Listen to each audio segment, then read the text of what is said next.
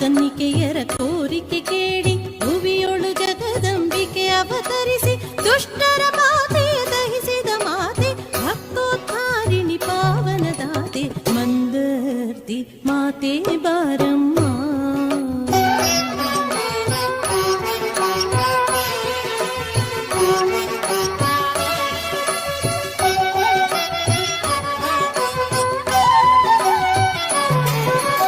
ಲಕ್ಷ್ಮಿ ಸರಸ್ವತಿ ಶಂಕರಿ ನೀನೆ, ತ್ರಿಭುವನ ಮೋಹಿನಿ ದುರ್ಗೆಯು ನೀನೆ.